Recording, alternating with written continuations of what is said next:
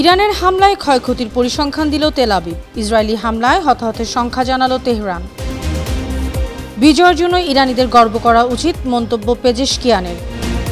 তেহরানে বিশাল বিজয় rally. Israeli গুপ্তচর সন্দেহে ইরানের 7 শতাধিক মানুষ গ্রেপ্তার, আরও 3 জনের ফাঁসি কার্যকর।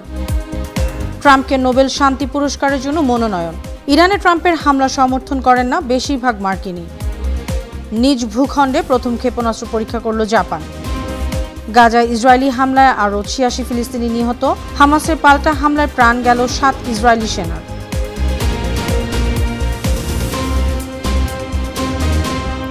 সুপ্রিয় দর্শক, এতক্ষণ শুনছিলেন সংবাদ শিরোনাম। উত্তর থেকে দক্ষিণ, পূর্ব থেকে পশ্চিম, বিশ্বজুড়ে প্রতিদিনের এমন বিভিন্ন খবরের বিস্তারিত নিয়ে আমি অনন্যা চৈতি আছি আপনাদের সাথে।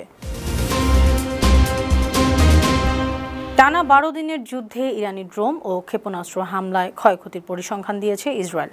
বুধবার ইয়েদিওত আহরনোত পত্রিকার প্রতিবেদনে জানানো হয়, ইসরায়েল ইরান সংঘর্ষে ইসরায়েলি ট্যাক্স অথরিটির ক্ষতিপূরণ তহবিলে আনুমানিক 38,700টি দাবি দাখিল করা হয়েছে। এর মধ্যে 30,809টি ভবন, 3,713টি যানবাহন এবং 4,085টি যন্ত্রপাতি ও অন্যান্য সামগ্রীর ক্ষতি হয়েছে বলে উল্লেখ করা হয়।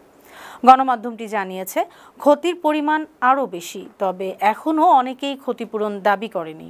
এদিকে ইসরায়েলি বাহিনীর সামরিক আগ্রাসনে ইরানের 600 জনেরও বেশি মানুষ নিহত হয়েছে। এর মধ্যে শেষ 24 ঘণ্টাতেই নিহত হয়েছেন 107 জন। ইরানের স্বাস্থ্যমন্ত্রী মোহাম্মদ রেজা জাফরকান্দির বরাত দিয়ে বুধবার বার্তা সংস্থা মেহের নিউজ এ তথ্য জানিয়েছে। মন্ত্রী জানান, গেল 13 জুন থেকে শুরু হওয়া ইহুদি রাষ্ট্রের সামরিক আগ্রাসনে এ পর্যন্ত মোট 606 জন ইরানি নিহত হয়েছেন। আহত হয়েছেন 5,332 জন। ইসরায়েলি আগ্রাসনের বিরুদ্ধে নিজেদের বিজয়ের জন্য ইরানিদের গর্ব করা উচিত, এমনই মন্তব্য করেছেন দেশটির প্রেসিডেন্ট মাসুদ পেজেশকিয়ান। ইসরায়েল ইরানের যুদ্ধবিরতি শুরুর পর মঙ্গলবার রাতে এক বার্তায় প্রেসিডেন্ট পেজেশকিয়ান একথা বলেন। তিনি বলেন, ইরানের সশস্ত্র বাহিনীর চূড়ান্ত জবাবে ইসরায়েলি দখলদার বাহিনী যুদ্ধবিরতি মানতে বাধ্য হয়েছে। ইরানি জাতির আরও উজ্জ্বল ভবিষ্যৎ রয়েছে, তবে তা নির্ভর করছে জনগণের ঐক্যের উপর। এদিকে ইসরায়েলের বিরুদ্ধে বিজয় উদযাপন উপলক্ষে রাজধানী তেহরানে মঙ্গলবার একটি বিশাল র্যালি ও গণসমাবেশ হয়েছে। হাজার হাজার ইরানি নারী, পুরুষ ও শিশু রাজধানী তেহরানের ইনকিলাব স্কোয়ারে জড়ো হন। তারা দেশের সার্বভৌমত্ব রক্ষার জন্য সেনাবাহিনীর প্রতি কৃতজ্ঞতা প্রকাশ করেন। এ সময় ইসরায়েলি শাসন ব্যবস্থার নিন্দা জানিয়ে যুক্তরাষ্ট্রকে এই রক্তপাতের সহ অপরাধী হিসেবে অভিযুক্ত করেন তারা। ইসরায়েলি গুপ্তচরদের সঙ্গে সম্পৃক্ততার সন্দেহে 700 জনেরও বেশি মানুষকে গ্রেপ্তার করেছে ইরানের গোয়েন্দা ও নিরাপত্তা বাহিনী। ইসরায়েলের সঙ্গে 12 দিন ধরে চলা সংঘাত চলাকালেই সন্দেহভাজন এসব গুপ্তচরকে গ্রেপ্তার করা হয়েছে। ইরানের বার্তা সংস্থা ফার্স সহ দেশটির অন্যান্য সংবাদ মাধ্যমের প্রতিবেদনে এসব তথ্য জানা গেছে। এদিকে ইসরায়েলের পক্ষে গুপ্তচর বৃত্তির অভিযোগে 3 জনের ফাঁসি কার্যকর করেছে ইরান। বিবৃতি দিয়ে বুধবার এ তথ্য জানিয়েছে ইরানের বিচার বিভাগ। বিবৃতিতে বলা হয়েছে, ইদ্রিস আলী, আজাদ সোজাই ও রাসুল আহমেদ রাসুল নামের 3 ব্যক্তি হত্যাকাণ্ড চালানোর উদ্দেশ্যে দেশটির ভেতরে সরঞ্জাম ঢোকানোর চেষ্টা করেছিল। জায়ানবাদী শাসককে সহযোগিতার অভিযোগে বুধবার সকালে ফাঁসিতে ঝুলিয়ে তাদের মৃত্যুদণ্ড কার্যকর করা হয়েছে। এবার ইরান ইসরায়েল যুদ্ধবিরতি চুক্তির জন্য ট্রাম্পকে নোবেল শান্তি পুরস্কারের জন্য মনোনীত করা হয়েছে।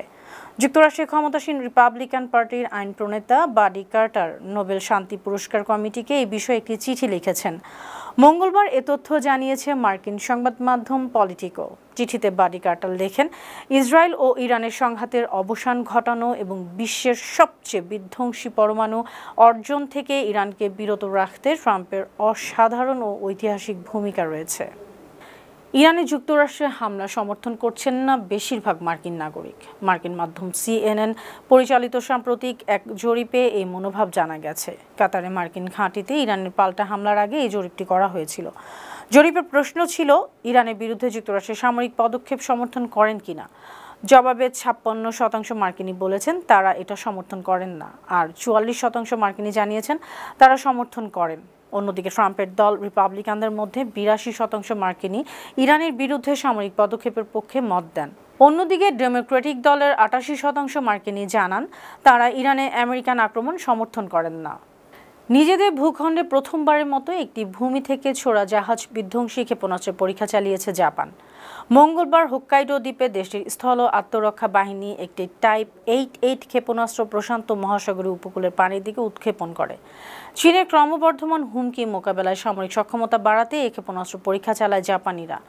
বর্তমান গম্ভীর নিরাপত্তা পরিস্থিতিতে এটি অত্যাবশ্যক প্রশিক্ষণ হিসেবে বর্ণনা করেছে জাপানের প্রতিরক্ষা বিভাগ। গাজা উপত্যকায় ইসরায়েলি হামলায় আরও 86 ফিলিস্তিনি নিহত হয়েছেন। খাদ্য ও সহায়তা সংগ্রহ করতে যাওয়া মানুষদের উপর মঙ্গলবার ভোর থেকে সন্ধ্যা পর্যন্ত এই হামলা চালানো হয়। নিহতদের মধ্যে 56 জন মারা গেছেন সহায়তা বিতরণ কেন্দ্রের আশেপাশে গুলিবিদ্ধ হয়ে। এ নিয়ে গেল 27 মে থেকে এখন পর্যন্ত 486 জনের বেশি ফিলিস্তিনি ত্রাণ নিতে গিয়ে প্রাণ হারিয়েছেন। আহত হয়েছেন 1000-এর বেশি মানুষ। কাতার ভিত্তিক সংবাদ মাধ্যম আল জাজিরা এসব তথ্য জানিয়েছে। এদিকে গাজা উপত্যকায় হামাসের সঙ্গে লড়াইয়ে ইসরায়েলের 7 সেনা সদস্য নিহত হয়েছেন। বুধবার ইসরায়েলি কর্তৃপক্ষ বিবৃতি দিয়ে জানায়, দক্ষিণ গাজা উপত্যকায় সংঘর্ষে একটি ব্যাটালিয়নের 6 সেনা ও একজন প্লাটুন কমান্ডার নিহত হয়েছেন। সবশেষ হিসাব অনুযায়ী 2023 সালের 7 অক্টোবর থেকে শুরু হওয়া গাজা যুদ্ধে 430 জনের বেশি ইসরায়েলি সেনা নিহত হয়েছেন। সুপ্রিয় দর্শক, এই ছিল আজকের বিশ্বজুড়ে প্রতিদিন। এমন আরও নানা খবর নিয়ে আগামীকাল আবার আপনাদের সামনে হাজির হব। আপনাদের মন্তব্য পরামর্শ আমাদের এই আয়োজনকে আরও প্রাণবন্ত ও সৃজনশীল করে তুলতে পারে। সে পর্যন্ত ভালো থাকুন, সুস্থ থাকুন, বানু টিভির সঙ্গেই থাকুন। আল্লাহ হাফেজ।